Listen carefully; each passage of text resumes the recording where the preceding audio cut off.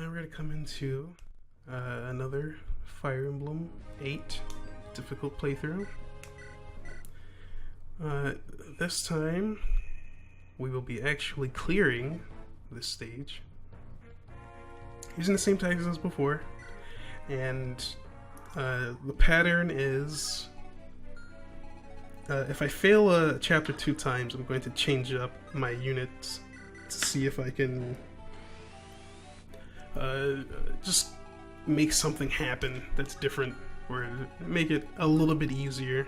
I'm never going to use Seth, but I am going to use like someone I think that would really cover a weakness that I'm currently having. And right now, I think the weaknesses have been loot is offering nothing to my party comp. She's kind of dead weight at the moment, but it's okay. We have to use her at some point, and I'd rather use her here than later because she has her usages occasionally. They're few and far in between, but they're still there.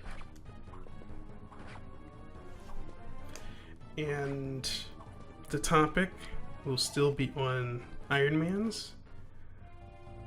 Manning, or simply Permadeath, and how that affects gameplay, and how I think a unit's worth or value should be rated when Permadeath is in play.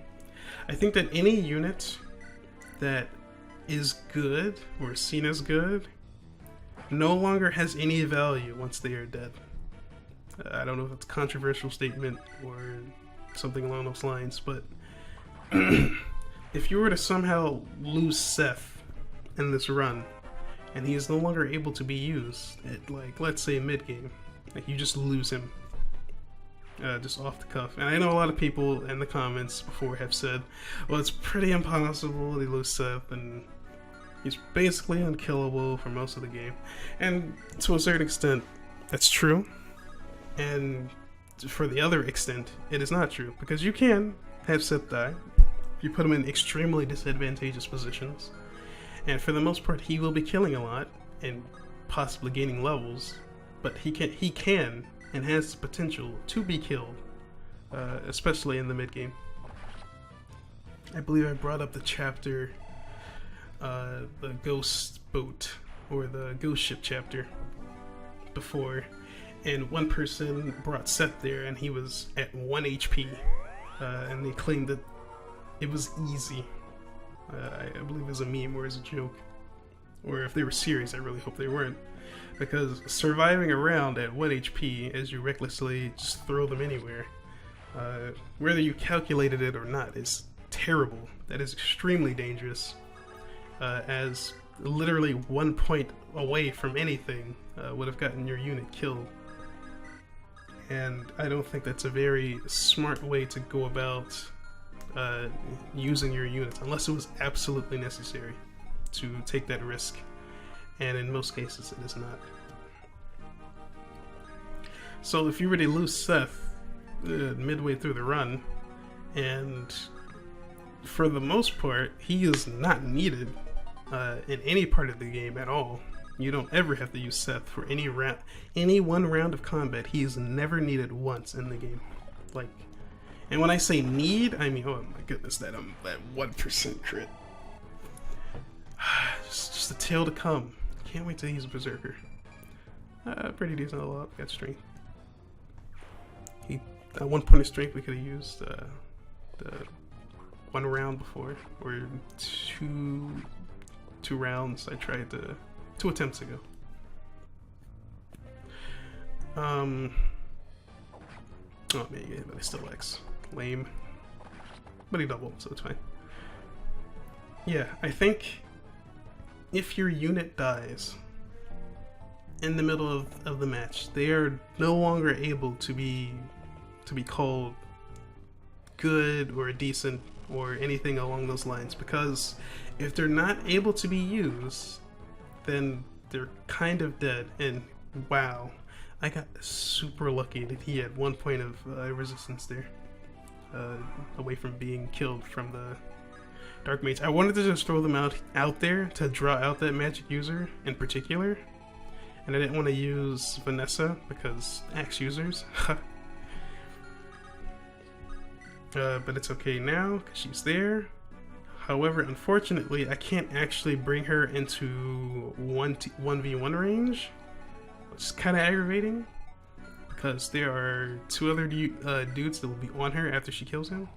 So I just go for the javelin throw, and of course she misses at 73%, and he lands his hit at 74%. Just fantastic. Love it. That is some A1 round turn RNG. But fortunately, she's not in range of the other two. And I definitely didn't want to put her in range because of what happened last time. The two armor knights bodying her.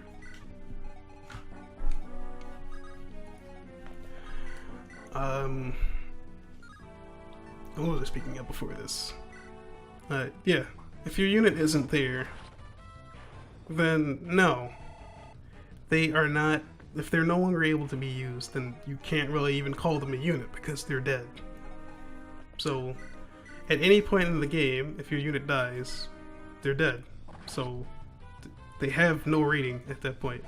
You can rate them on their performance in that particular run, but overall, if you were Iron Manning and you're rating your units on different parameters that aren't an Iron Man, I think an Iron Man is a different kind of like gameplay mode, if I were to be honest. And to suggest that all good units will always be good in an Iron Man as they are in the other modes is not telling the full truth of what's actually going on in an Iron Man, because you might have, especially in the older games, I think there are situations in which you have to basically sacrifice a unit. So who you choose to sacrifice is going to be up to your own individual, or I think your own individual choice. I don't know if it's like a story section where someone has to die or something like that. But my main point is that if you are playing with the idea that any unit can die at any time except for your lord, which is important, the only unit that is not able to be killed is your lord. Or in some cases, you have multiple lords on screen. Or in other cases, you have certain units that can't die because you have to protect them. Or they just can't be lost in that chapter for whatever reason. A story reason, usually. Outside of those specific points, all of your other units are basically expendable. And there are no other units that are as valuable as your lord and those units that you cannot let die. And I don't know if anyone's ever done this or not. And oh my goodness, that is an amazing level up. Holy crap. I don't know if anyone's ever done this, but has anyone ever like soloed the game as Erica? I don't even know if she's able to do that. Like, has that ever been tested before? I'm pretty sure if you gave her like, if you what's it called? RNG manipulated, of course, like anybody could at that point, who has enough strength to be able to kill everything, no matter what the RNG is. I think she would be able to solo the game if I'm remembering correctly. There's no point in which you need like a specific unit to do a specific thing. And if she had perfect round RNG, she should be able to clear the entire game by herself, making her the most valuable unit in any Iron Man run. Much less just the base game in general. So, if we were to take that standard in place and say that your Lord is the best unit in an Iron Man run because you absolutely need them And in this case, Erica can clear the whole game by herself with perfect round RNG. Is there really any need to use the other standard set? If we're creating this new standard for Iron Mans, in which your Lord is now the most valuable unit because you need them to... They're the only unit that you can reset the game with upon death, more or less. Or you can make it like some kind of Kaizo run where you have to reset the whole game if your Lord dies. Which would be kind of crazy. Who would be the most valuable units at that point? Would it be the units that already come prepared as per a normal run? Or would it be the units that you get later on that may not be as good as the units you have currently because you were growing the whole time and then they get bad round RNG and they die? I think there's a whole new set of opportunities to take into consideration when talking about just who is viable, who is more efficient at combat, who is more efficient at supporting. Because I think support units would have a much more valuable role in an Iron run. Of course, you will need to kill things, and if you're trying to get through as quickly as possible, then yes, your normal, extremely beefy attack units or combat units would still be useful. But if you're not trying to do that, just trying to clear as quickly as possible, then what are you stuck with? And then what units are now able to be more useful than the others? Is it the units with the higher potential, assuming they aren't killed, or is it the units who start great, but at any point if you lose them, they are null and void? What are the units who are now the most useful? Or which units would you rate higher?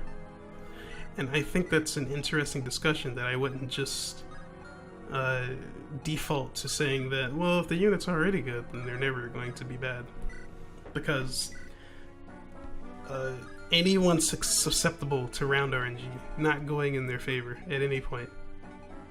And assuming you're not showing extreme favoritism towards one combat unit, which is what a lot of people do, which is what everyone does. Everyone has their favorite units that they like to bring, that they like to put into a lot of combat for one reason or another. They're just really good at combat, they really like using the unit. Any reason, really.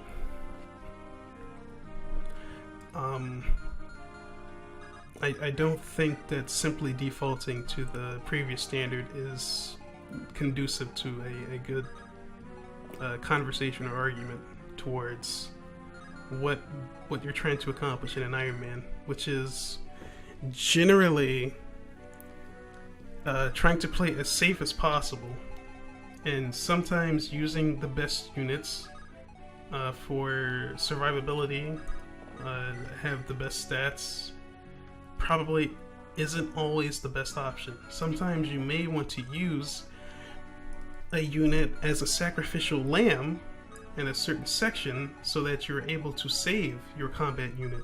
And if you have to use a unit in order to save another unit, wouldn't that unit that you use to sacrifice themselves, wouldn't they inherently be more valuable than the unit you're going to use to continue the game with?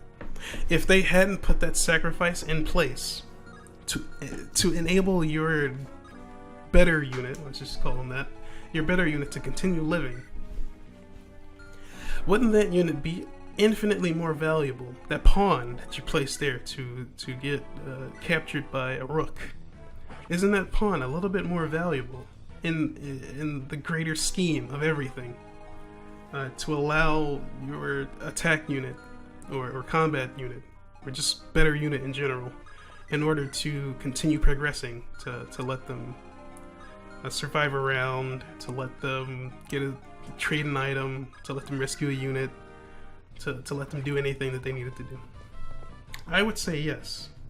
Any unit that you're able to trade off like a pawn whether you think they're not good, suitable for combat, or whether you have gotten bad around RNG and you lost a strong unit, and now you would like to train up another unit. And in order to train them up, you may need to use another unit in order to make it safer for the unit to be trained up. And in the process of training them up, you got into a situation where you had to sacrifice a unit in order to preserve the new unit that you just got. So I think that there's a lot of not necessarily leeway, but there's a lot of ways you can think about the different contexts and situations that you can put units in that would make them better or worse depending on your perspective and what you're trying to accomplish.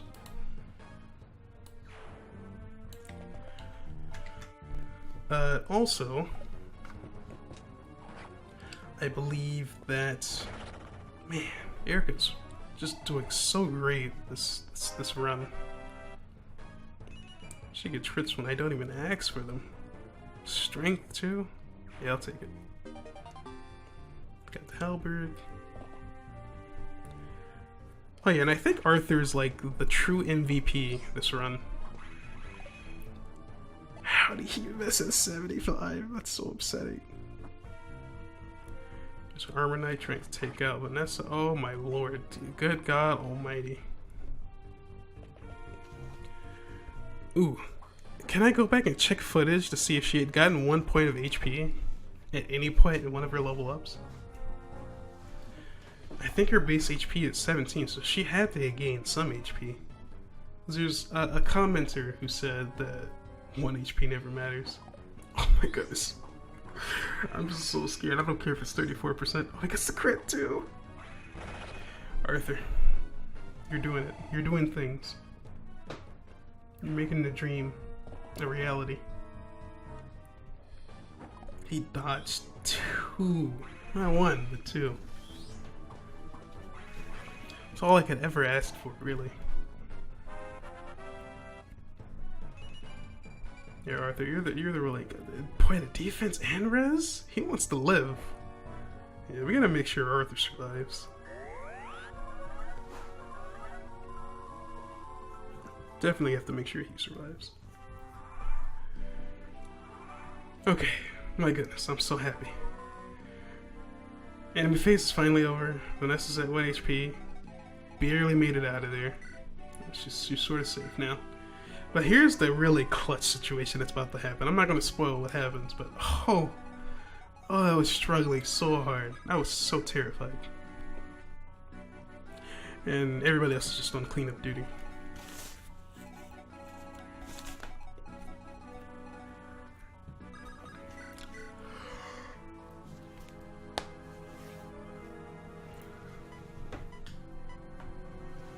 And this was the hardest situation to deal with. Arthur can only get hit 1 more time by any of those cavaliers. And it would be highly advantageous if he were to never miss. But of course, he's not going to not miss. I think. I forget what happens actually. Because I recorded this a couple days before. I just know this was so scary to go through. Oh man, Ross, we really needed speed right there. It would have been clutch if he were able to double that guy. This would have been a wrap. But no, that would have been too easy. Back on the topic of Iron Mans. Yeah, I think the units that you're able to just trade off,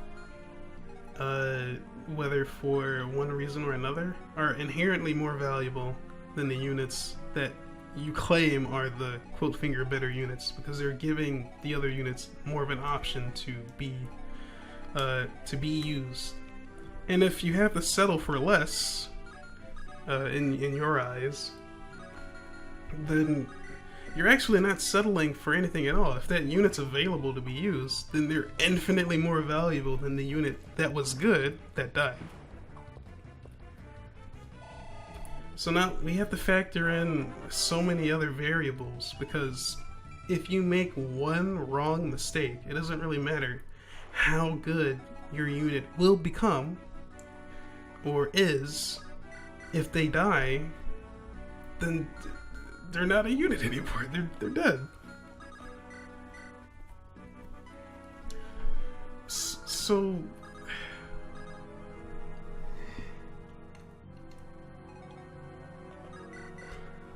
what do we do about this situation where most all units are going to be either pretty, they're going to be around the same range, because most of the units that you get in the game are not pre-promos. So most of the units need to be grown to be able to be used reliably, especially in a let's say 0% growth run, where everybody has no growths. Then the units who are extremely good at combat and are more reliable to be used in combat still have the caveat of, well, if you let one of them die, or not even if you let one of them, if they die in combat, then what do you do about those units who are extremely unreliable in combat? Are they better or are they worse if you no longer have the option to use the unit that would be more reliable? Just because they're available, does that make them better or worse?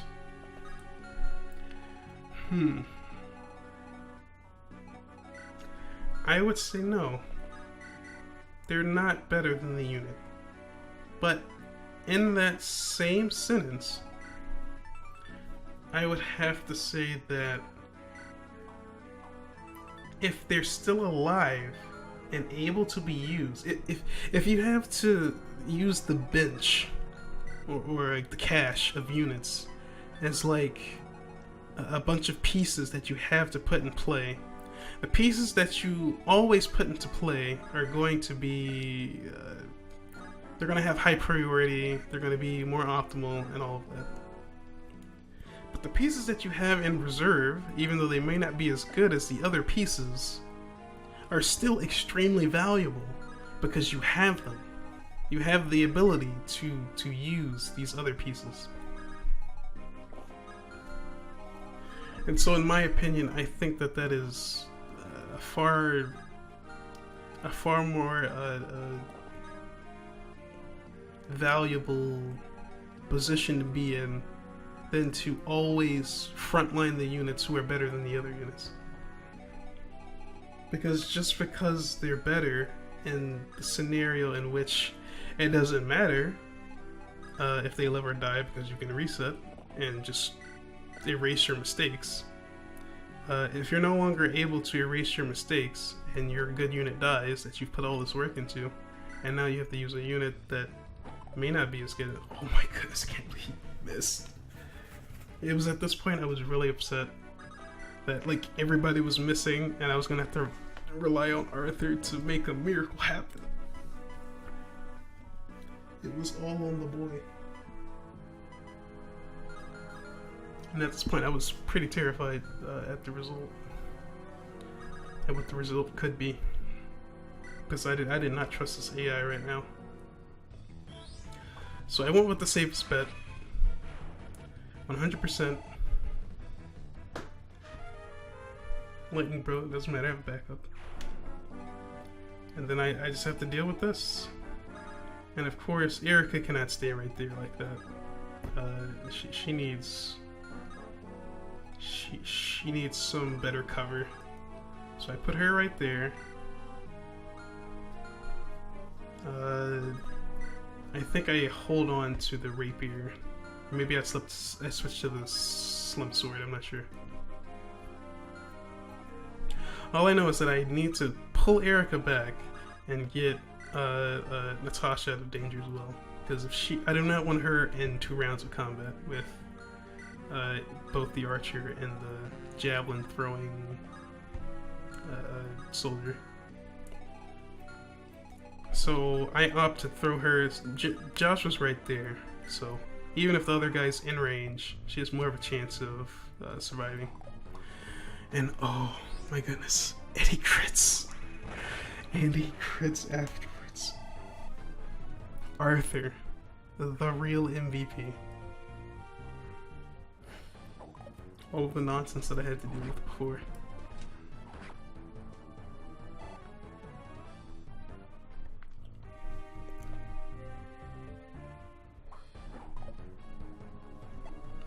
Okay, and with that, I think I've said everything I wanted to say about Iron Man's. There should be a different standard in place for how you would rate an Iron Man if you exclude the fact that you're no longer using the old rating system to judge units by, because you kind of can't. If you have to judge the units by the same metrics, then that defeats the purpose of having a different mode in play.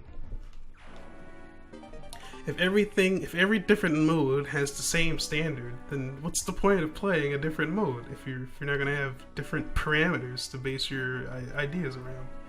Every unit that was once good, that has the potential of dying in the chapter because of you making a mistake, because not everyone is perfect. If you plan everything out in advance, then you're not really. It's without that the idea of spontaneity in check when you're playing Fire Emblem, then you're not really playing the game. You're just following a flowchart. That's not really playing. You're just kind of using everything you already did research on just to I don't know. You're just kind of walking everything through step by step. And if you're trying to optimize a run for minimizing risk and reward, then yes, I think that you should have something planned out in advance, but you shouldn't have. It's like a weird. I guess this could be a topic in and of itself, but you can't have this weird situation where you have too much information about a game that it kind of trivializes. It trivializes the objective of learning how to advance or learning how to deal with a situation you had not planned for. And if there's no element of randomness or just a surprise, something you weren't expecting in combat, then you're just kind of you're not really playing anything. You're just following a flowchart. It's something you already had set in motion. There's no risk involved. You're just putting one foot in front of the other.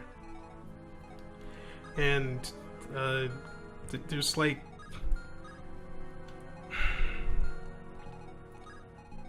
there is nothing of value to be had if you're just following the flowchart of I'm going to plan out everything ahead in advance for the sake of making everything safe so that I can just I don't know what I'm trying to say. I'm not saying that having plans are bad. I'm saying that over-planning in a situation where the game is trying to have this air of spontaneity about it, which is a part of the foundation of like how you would tackle or play the game, then it seems kind of disingenuous to only play like that, as if everyone should play with the idea of having a extremely well thought out plan, because there are plenty of people that have forgotten, like I have, like I've proven earlier, people that have that are completely brand new to the game, people who just struggle thinking a certain way, so they don't have certain strategies or ideas in place. And I was really concerned if Natasha was at low HP. But she wasn't. She still had HP on her. And yeah, I think that that testament goes for Iron Manning as well. If you're going to Iron Man a game, you already know inside and out. Then the standards you have in play for knowing everything about the game and planning every single obstacle that gets into your sightlines, then removing all spontaneity of having to deal with things that you had not planned for is robbing the experience of the ability for the game to give you the situations where you need to think. Not thinking when you're playing a game is just I shouldn't use boring as a standard or guideline, but it's kind of boring to have everything already planned out and then you just kind of follow the flowchart and just put everything in place as quickly as possible. That's no better than just having a speed run like planned out. If you're just gonna go through with that amount of ridiculous data mining and detailed planning of that degree,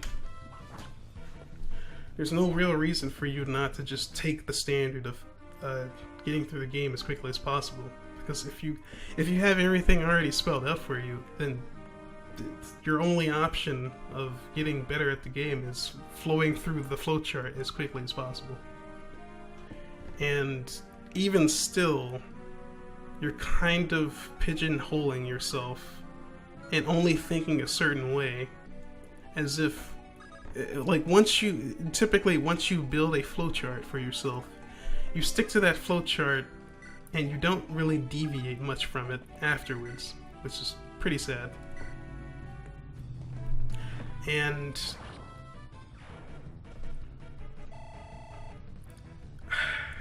I don't know. That's not a good way to go about informing other people who are looking for a more general response to that answer. I don't think everybody's looking to speedrun a game when someone tells them that something is good or something is bad.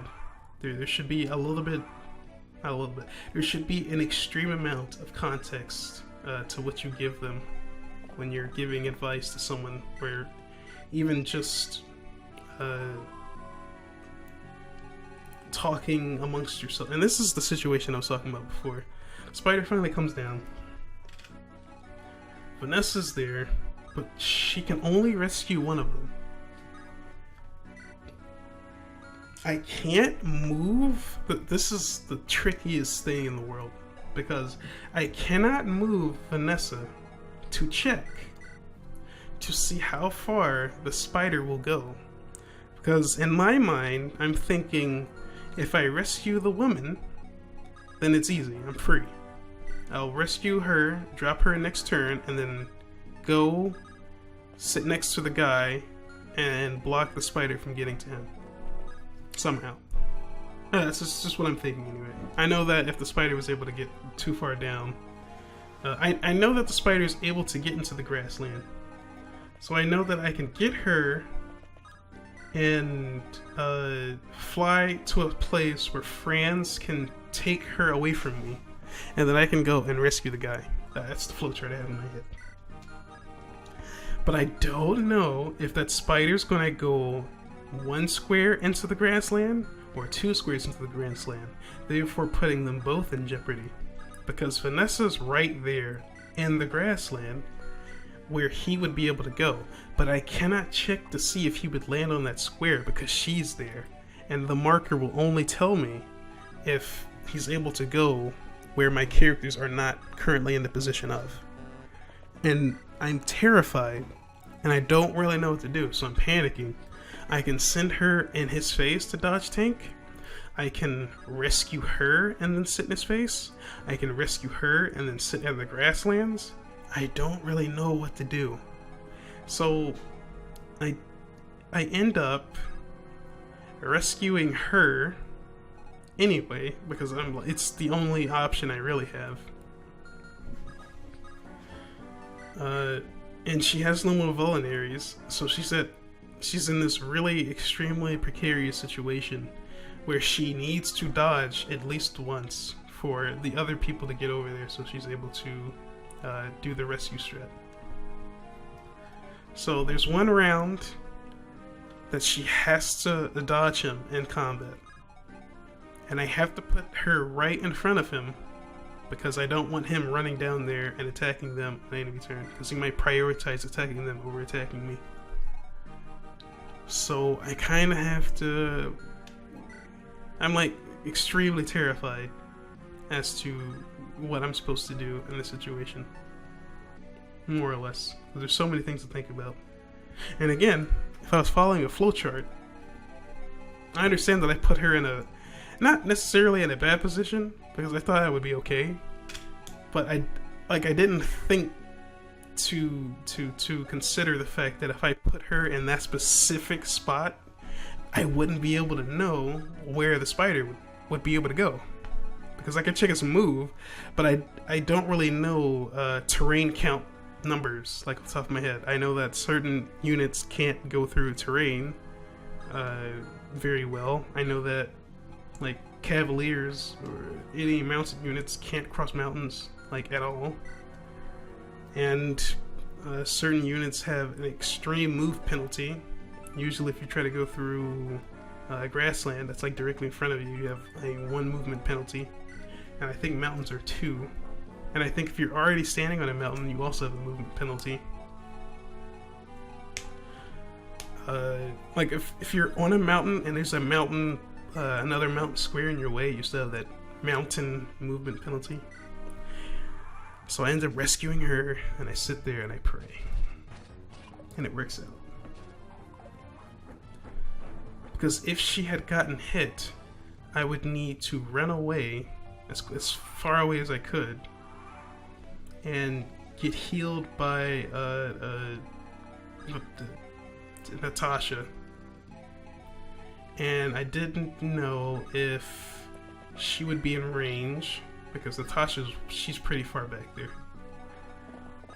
And the spider would have another turn to come down off the mountain, and in my mind I'm thinking he can come down and just instantly one-shot the guy, because he has a lot of HP for an NPC. I think he's like 11. So I'm thinking he'd be able to survive, possibly, but then he'd be poisoned. And even if I rescue him, the poison would kill him if he survives the attack. And the attack is on enemy phase, which is before other phase, so the poison would still proc and it would kill him. So yeah, I'm like doing a lot of mental gymnastics as to what I'm going to do. And if I was just going through the motions of going through a flowchart of just using Seth to kill the boss and get the chapter over with, I wouldn't have this ability to really stretch out getting through certain obstacles like this in alternate ways that would give me not necessarily different results, because the result will typically or generally be the same. I'm going to rescue the people, get their Ryan's bolt, and move on. But it's really how we get to that result is what I'm the most interested in. Also, the thunder mage up there is kind of freaking me out. I don't want to have anyone die because I mismanaged and threw somebody there who wasn't able to take the thunderclap, because he might have like 1 point of crit and it could actually proc, and I'm already dealing with that whole situation with Vanessa over there, so I put the 2 people I think whom are the most reliable. And right here I thought the game was over, because the poison I thought was going to do enough damage to kill her. Thankfully it does not, and oh my goodness, these armor knights are just... wow, I completely forgot he had a horse layer. Because he didn't use it on Vanessa, so I didn't think to check his inventory. that is on me. But that's still like super out of left field and super scary. And she only takes 3 damage, and I'm so happy. Alright, so she's in range to actually heal her. Thank goodness. And so I drop her right there. Save Vanessa, or take Natasha over and give her a mend. So I'm not sure if she can fully heal her with a... No, I'm like 100% sure she can't heal her with just the regular heal staff. And right there, I'm just so happy. He wasn't able to come down and reach the father. Yeah, we need to get him out of there. Alright, so he's in range. He can totally attack with hand axe. Free. One shot. There we go. And now he's more capable of using the hand axe now. He has better con, a bit more skill than he had before. So hand axe is becoming a little bit more reliable, especially versus lance users. But overall, I would still like to, if I had to rely on something, I would always fall back to the hatchet. It's more reliable to me. And yeah, if I put Nimi in range, I thought she would be okay, but I was really afraid of his skill and Colm not being with her to give her the support bonus. So yeah, pretty scary. He is critical on Arthur, but he doesn't do enough damage to really scare him. He could get 2 criticals in a row and it still wouldn't be enough.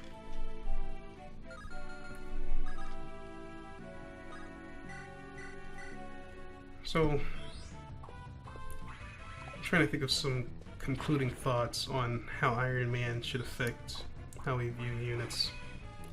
I'm like, unless someone with like extreme amounts of Iron Man knowledge, not just people who have played Iron Man knowledge, but who have like really did bountifuls full of research into how other people think about it and can like not just go back and forth with me, but actually know what it is my mindset is and can because there's one thing to talk about someone who knows about something, but then there's another thing to talk about somebody who knows about not just the thing that you're talking about, but the mindset that you're in, and can like pick apart not necessarily the argument, but just the entirety of the hypothesis that you might have. They just come in with a bountiful swath of answers to anything that I might have, and that is really what I would like. If someone really understood the ideas that I'm having and can not just show me the way, but can not sympathize. I don't think it's the right one. I think empathize is the one I'm looking for. And yes, I was really hoping that someone was able to fight the mage without taking counterattack. Oh man, it was really whack level up.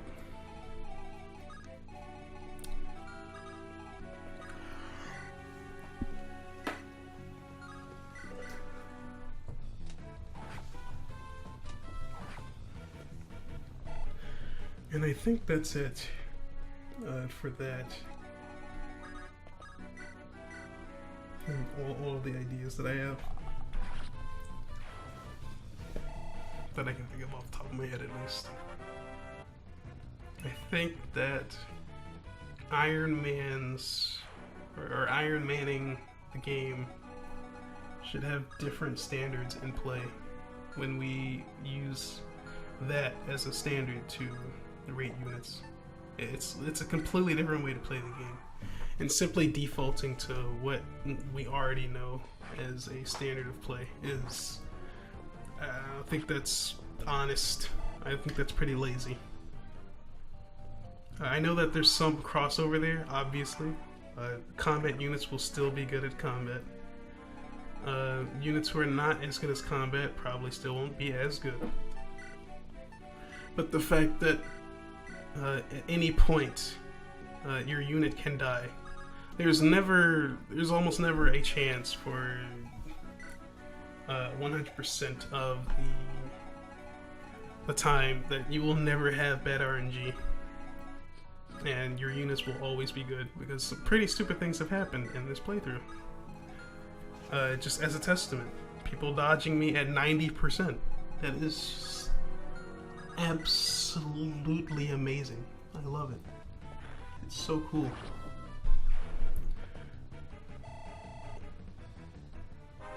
That I just... I'm losing my mind over that. That's a pretty decent level up. Pretty decent defensive level up. Okay, decent. It was an amazingly defensive level up. That's the kind of level up you want to see for defense. And defense all around, not just physical and magical defense. And here, this is where I think of just like ending him with Arthur, and then I kind of back out and I start training Luke for a while because I felt kind of bad. She was like there the whole time. She wasn't really able to contribute. So the next chapter I will definitely be using her a lot more because, I don't know, I had her here as a kind of dead weight machine, and I feel like she deserves more. So she will be getting a lot more action time next chapter. I'm so mad he dodged me the second time. Like, I'm just done with people dodging me for no reason.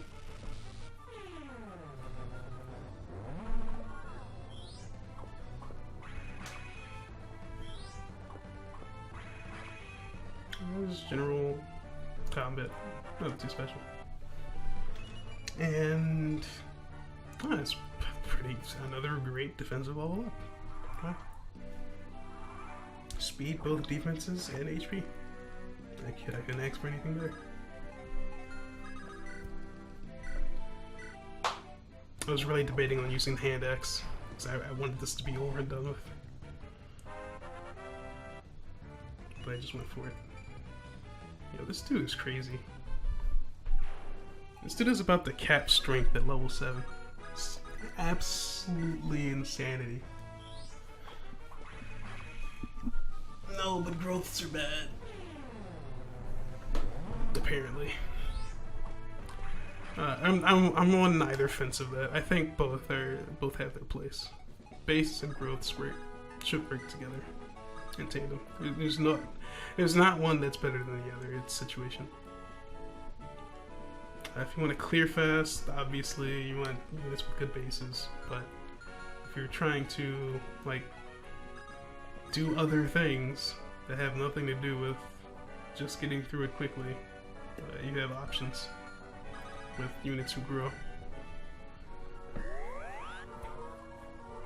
And by other things, I mean units with more potential to do the things that units with high bases already do, and possibly do them better, more often than not. And this is a slow fight, not gonna lie. I have to deal with, she needs to hit him 5 times, and you know she's gonna miss a couple of those times, so, let's say 7 rounds of combat. Maybe 9.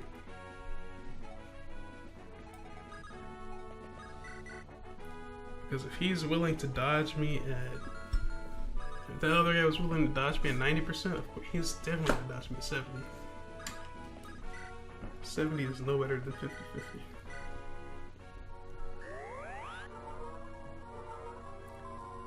At this point. Specifically when I'm attacking. I'm on the defense, 70% is kind of whatever.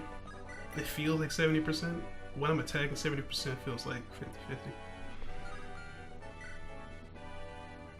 Especially in this playthrough.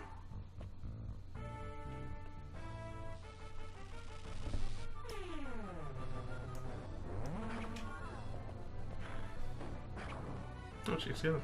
Cool. And oh, she's healed. Is there anything else I want to talk about? I'm looking for a cadence. I don't seem to be able to find one. Especially when I think about other guys' comment. I know I shouldn't be basing this whole argument off of his one lone comment, but it really does feel like a lot of people feel that same way. So it's kind of one of the reasons why I've been picking like singular people's comments, because I'm speaking to this one particular section of the community. I am well aware that a lot of the community do not share these same biases and notions as the rest of the community.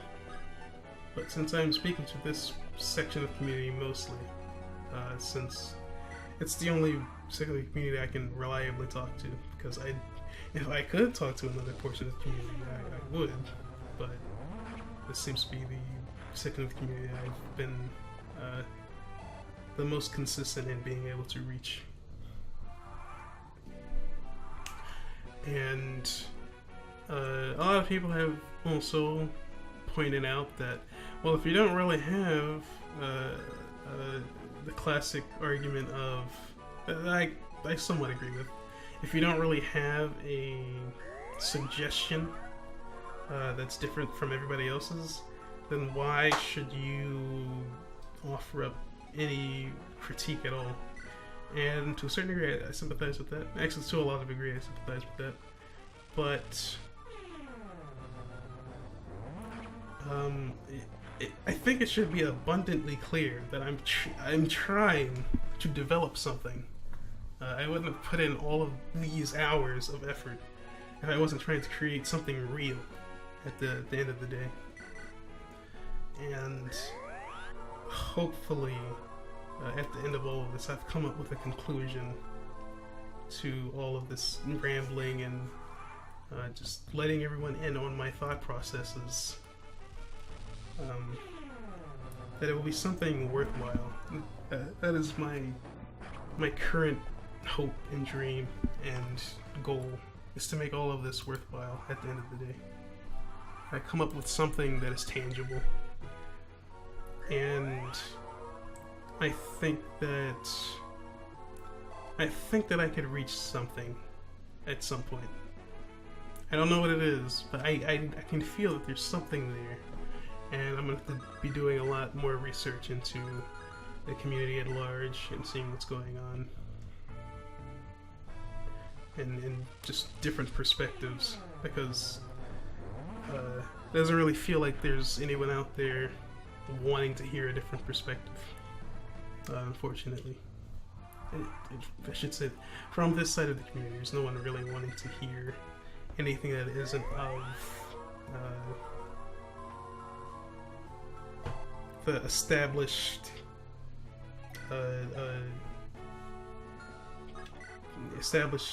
creed, the nature of how the community has developed their biases and everything. And I think that's kind of unhealthy for a community to do that. At any point, you should never want to be stagnant, unless it's like picture perfect, and I don't really think it is. The mindset in general, it is pretty okay overall. And now, chapter's finally over. Thank you for tolerating that ramble, and I'll see you guys for the next video. Take care of yourselves, and I'll see you later.